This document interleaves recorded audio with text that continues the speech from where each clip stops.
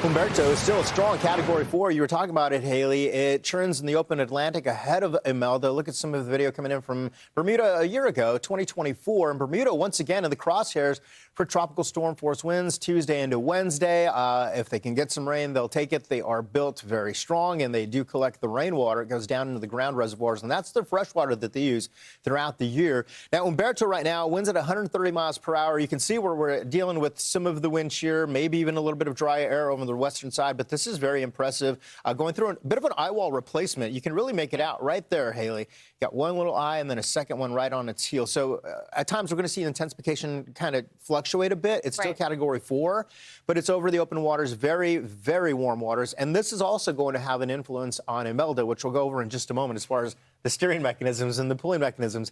This one taking a similar track off to the north and northeast and still pretty strong through the day tomorrow. We're still talking 120, 110. Once we're at 111, that's the Category 3 threshold. So we're borderline Cat 3 all the way through Tuesday morning. And boy, this is impressive when you look at the big scope of it, right? Oh, Thankfully, it's in the open waters, but still. Yeah, exactly. I mean, Humberto's been an impressive storm from the very beginning, from a tropical storm to a Category 3 in a very short time frame.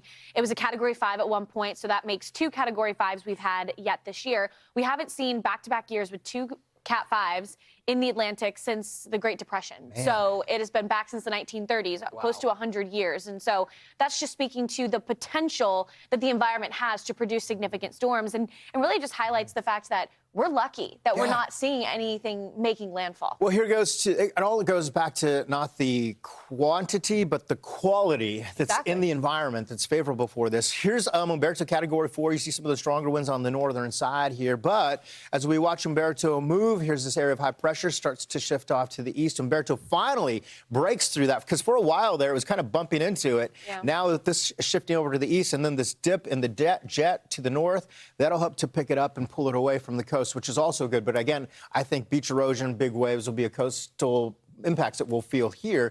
And after Aaron, boy, what a mess there with the beach erosion we experienced. So I think this is something we'll watch closely leading up, because that always changes the beaches, and we have to replenish them. Rip currents change. We do have tropical storm watch for Bermuda, right? Yeah, I mean, especially for the Outer Banks of North Carolina. They've been battered a few times yet this year with the coastal low and then with Aaron, and now we're talking about the influence from Humberto, but also the influence of Imelda in a way. If you head up to the New England coastline, maybe you're not seeing rain or wind, but you are still going to have some rough surf at times. So even though the weather may be great, you want to go to the beach, the water, a little bit questionable at times.